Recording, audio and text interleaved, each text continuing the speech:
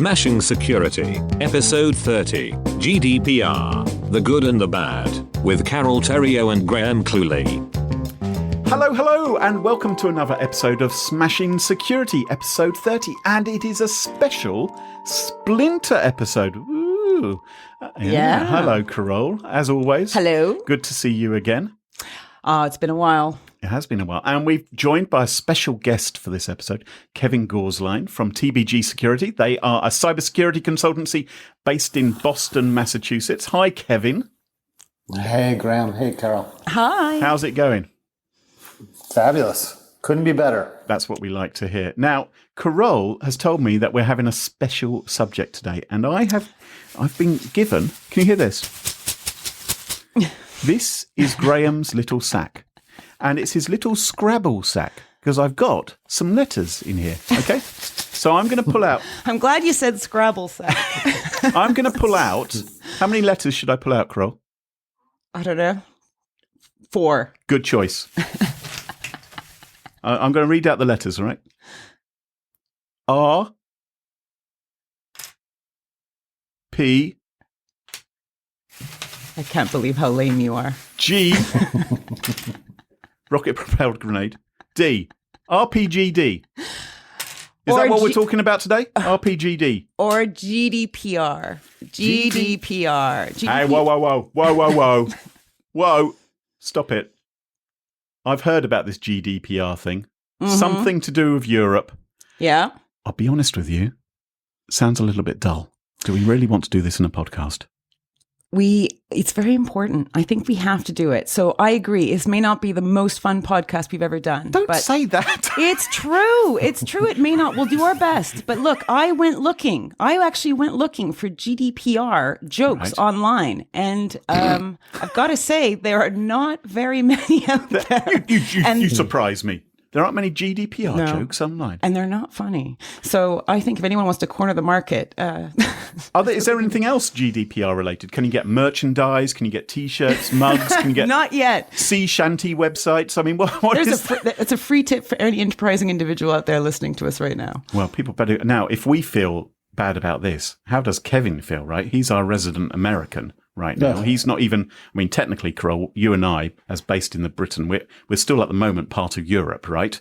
And so we haven't explained what it is yet, but you carry on. Go on then. Tell me. First of all, let's get through this. GDPR. What do the letters flipping well stand for? Yeah, because we need to explain this. So right. GDPR stands for General Data Protection Regulation. This is a new European data legislation, and it's all about giving more control to the EU subject, okay, or EU citizen, but more control over their personally identifiable information that's stored online all over the web. Because the concern is amongst European citizens, just as it should be for everyone really all around the world, is what are companies doing to protect my personal information and my personal data? We are having to share so much of it with businesses online.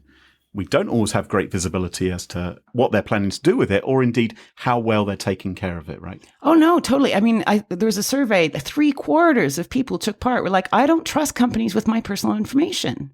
So that's the actual, where we're starting from. So back in 2012, this started taking shape, the whole concept behind this. This is really, really massive piece of legislation, right? It really is a big overhaul of what was in place beforehand. And it started all the way back in 2012, where they started scoping out the legal requirements of how personal data of EU's residents should be handled by companies.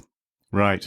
And it was only kind of adopted in 2016. And because it's so huge, they gave a 2-year post-adoption grace period before it fully comes into effect in May 2018. That's May next year. Now, what do you mean that GDPR is so huge? You mean it's physically huge, or what do you mean?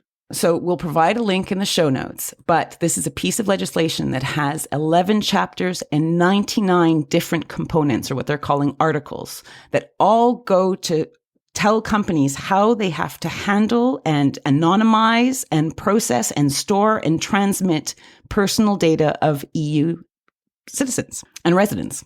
Okay, so this is basically like Lord of the Rings. This is quite a beast. Well, let me tell you how big it is. It's so big that companies who do not meet the requirements or stipulations and are found guilty can face fines of up to 20 million euros or 4% of the previous year's turnover, not profits, but turnover. And they will choose whichever one is higher if you're found guilty.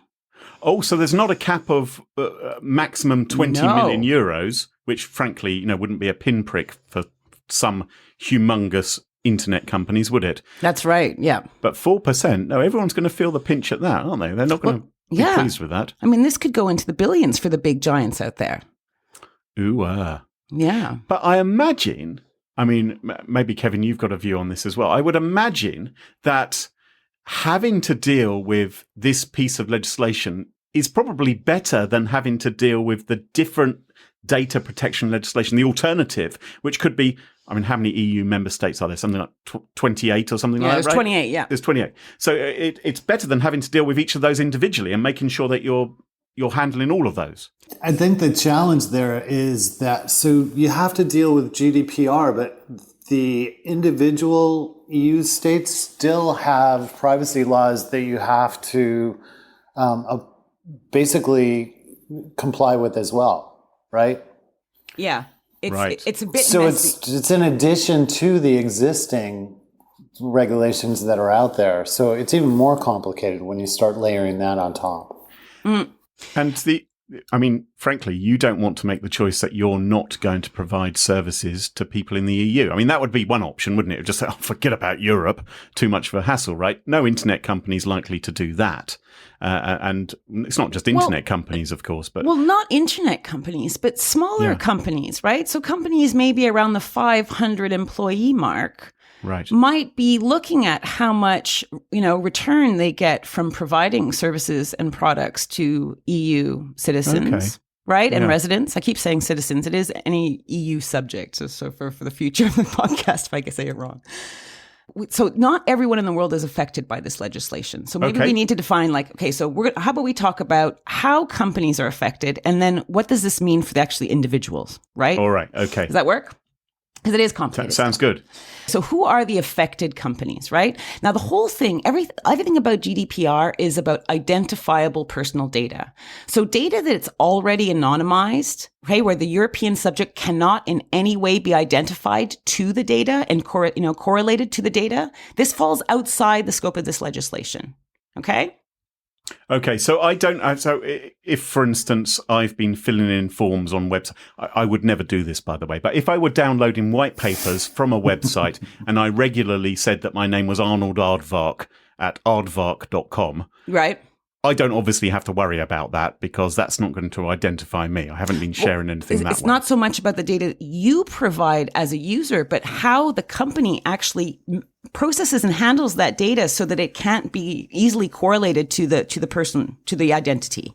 And if you think about that, so the company is not going to know that that's not you, Graham. So the company has to make the assumption that every bit of data that gets entered on one of those forms is actually legitimate.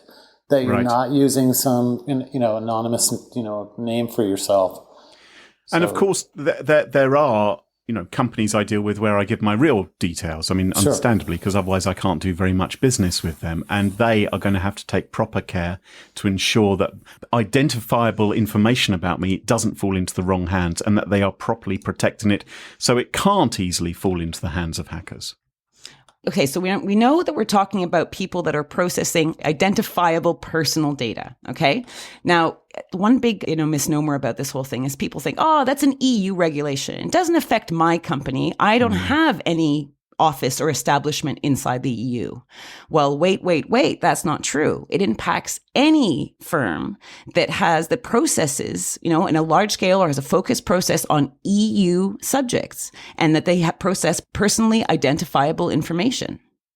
Looking at it from, a U.S. perspective, Carole, you mentioned before that small companies may look at alternatives to this, but we have to define a small company. If it's 500 individuals in the company, they're going to be subject to it. If I'm 250 or less, I'm not subject to this legislation, right? So I don't have to worry about it quite as much. I think they're from what my reading of this, and I mean, I should, I'm not a lawyer and I'm not a GDPR expert, right? But from my reading of the legislation, they seem to be focused on firms that have 250 employees or more, or companies that manage personal identifiable data on a regular basis, right? So if you're doing that and you're a smaller company, you need to pay attention to GDPR. So those two caveats make it almost virtually anybody that's handling EU data, because if it's a small company, if I've got 5 employees and so at some point I'm probably handling that data on a daily basis, whether I'm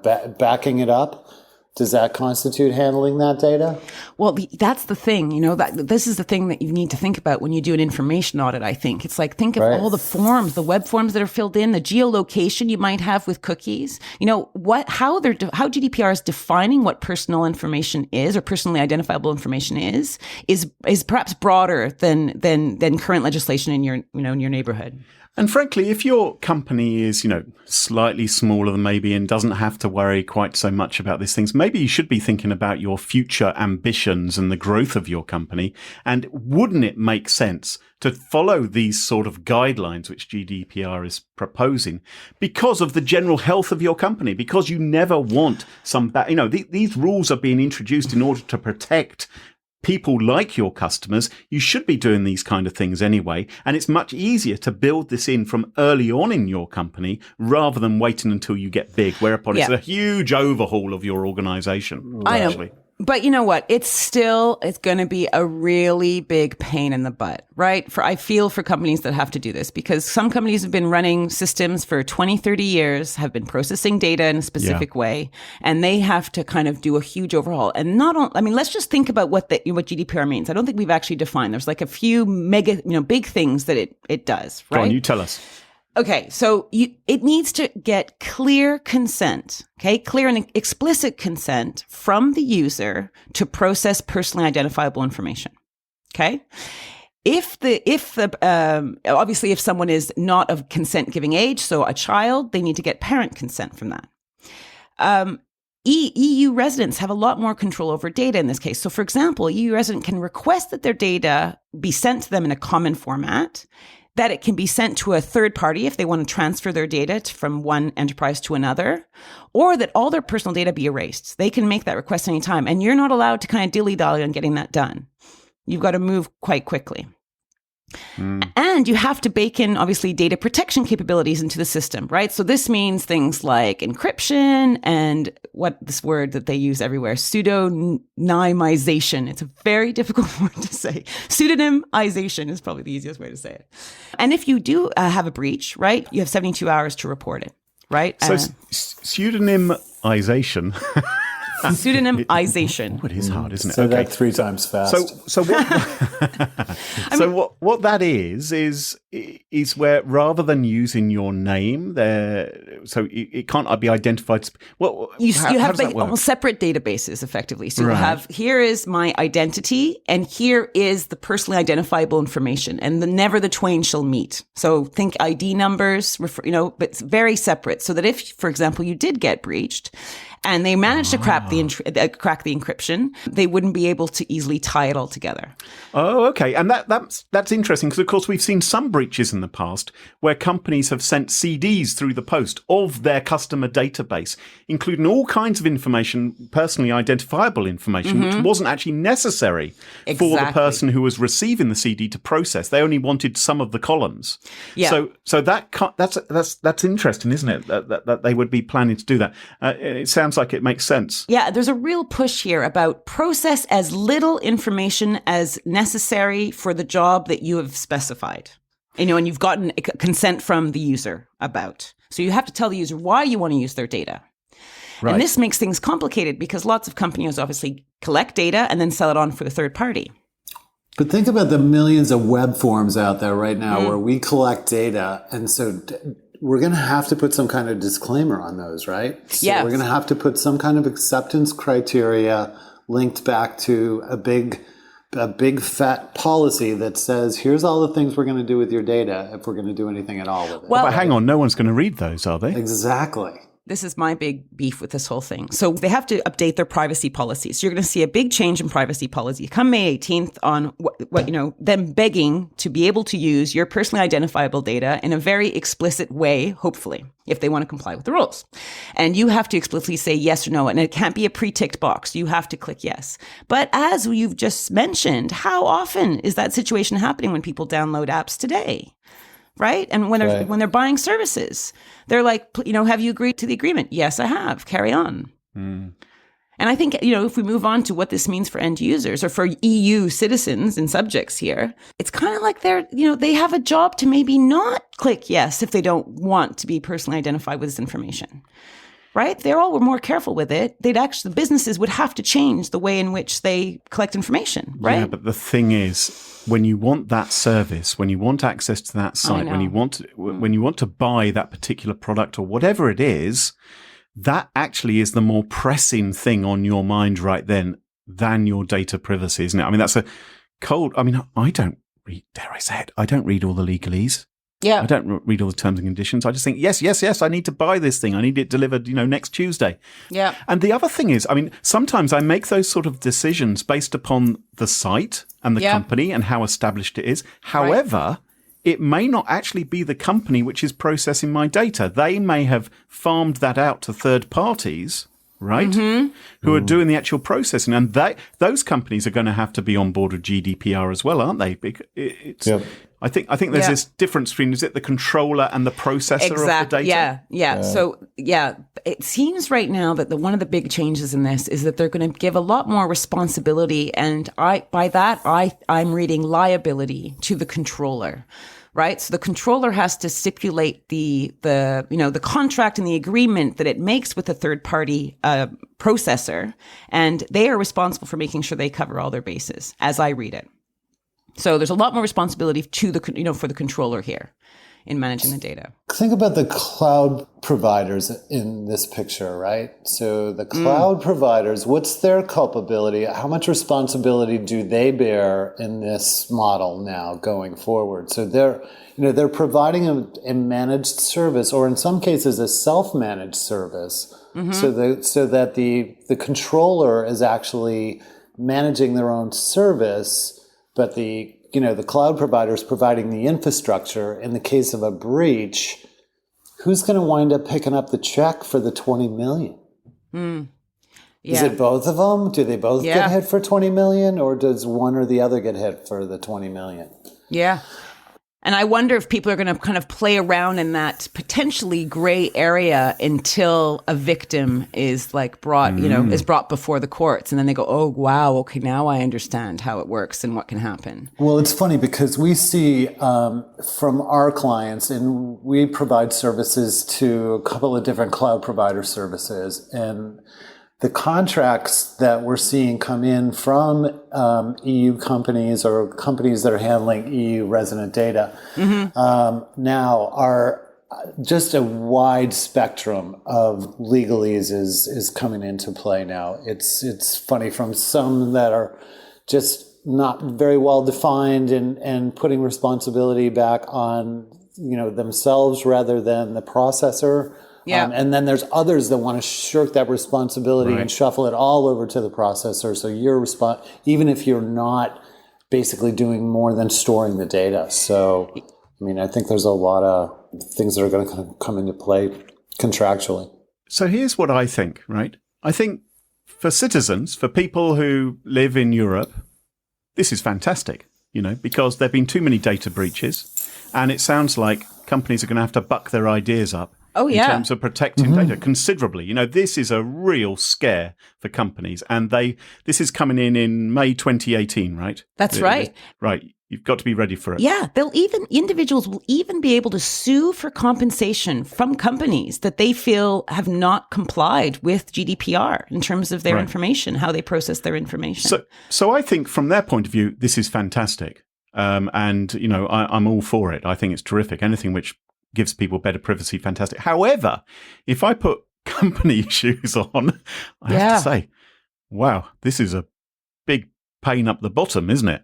Quite frankly. And most companies have been dealing with this. So I think if you work in a company, 500, 1,000 employees, you're going to have seen, the senior stakeholders, the IT guy, the legal guys, all in a room huddled up every week.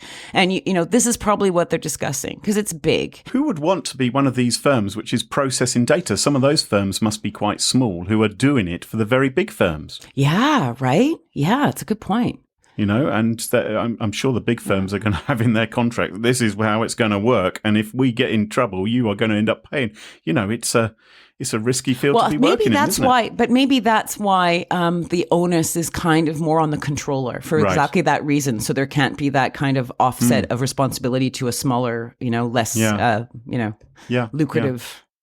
I think it's all going to come down to the contract between the two entities, right? Between the controller and the processors, how much of their responsibility they can shift off to the processor. Oh, yeah. Data protection lawyers right now are certainly going to come out trumps on this one. Well, insurance attorneys too, right? Or insurance firms are going to come out of the woodwork for this too. Yes. Everybody's going to be writing a new policy for cyber insurance for GDPR. Yeah, let's hope they process that data very carefully. Well, who's going to want to cover a 20 million euro loss, though, right? From an if I'm an insurance company? Because for years we've been collecting this data. Honestly, I would bet that there's a huge percentage of these firms that have no idea where this data lives within their environment. Exactly. So going back and cleaning all that up or pseudonymizing that data is going to be almost an impossible task. So you're almost at encryption. I think that when you said that, people are holed up in the corner trying to figure out what's the policy and what's the protection around this. Everybody's looking at wrapping the data and protecting it so that the breach doesn't occur. Yay team for that. Yeah. But we should be looking at how we're going to categorize this information and the documentation that has to be acquired for us to support any of these cases that we're going to make going forward after we get bagged for personal data escaping or data leakage in any environment, right? Because I see it like there's three choices, in front of companies right now. So one is they stop processing data from EU subjects, right? But so some will either stop processing data from EU subjects and dump the data they currently have, or they could separate out the EU subjects and into two different databases and treat them differently according to the laws of the land. Or three, they review and revamp exactly, at the whole systems. And you would do that because you think the world's going this way, right? This is going to be bigger and bigger, and it's not just going to impact on EU citizens. We expect it, just to move to the US, UK and US, etc., Australia. I have another alternative. Okay. I'm thinking that maybe the United States could launch a small tactical nuclear missile at Brussels. If they knocked out Europe, or at least the legislative part of it, maybe that would be the simplest thing to do. I mean, if this is really going to be a big pain. I'm pretty sure Donald Trump's lined up for that. Let's not get political. We had a bad iTunes review the other day. You're telling him not to be political? Right. Oh, yeah, Kevin. Tisk.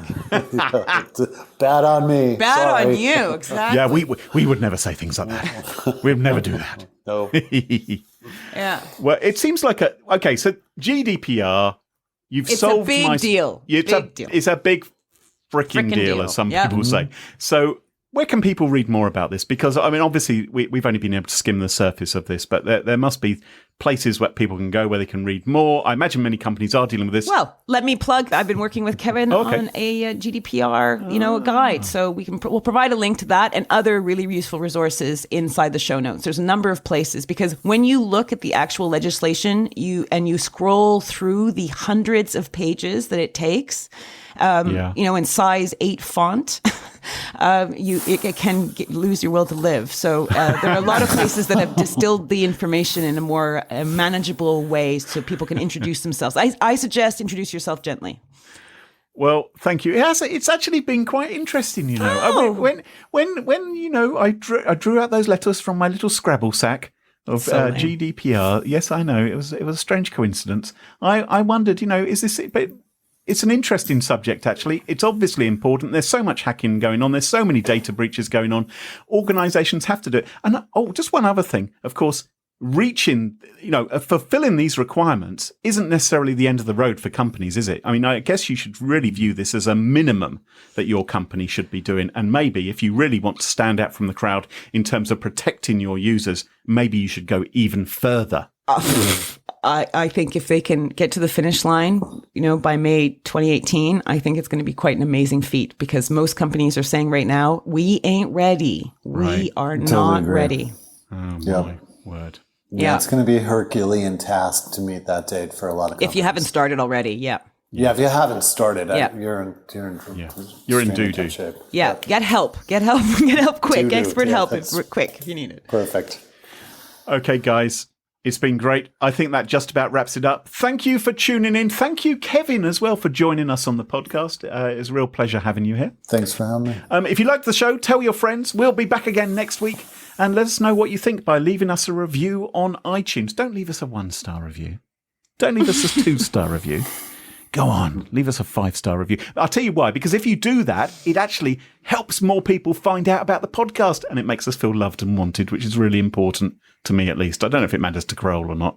It matters. Okay. It matters. Go to www.smashingsecurity.com and you'll find other ways to get in touch with us and listen to our other podcasts as well. And until next time, toodaloo, bye-bye. Bye.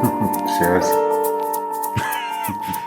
Kevin is just so cool, isn't he? Isn't he cool? He's so... Kevin, I think so laid back and cool. you were, I think, the coolest cucumber we've had. Wow. Maybe he just doesn't realise what a big freaking deal it is to be on the Smashing Security podcast. It's good.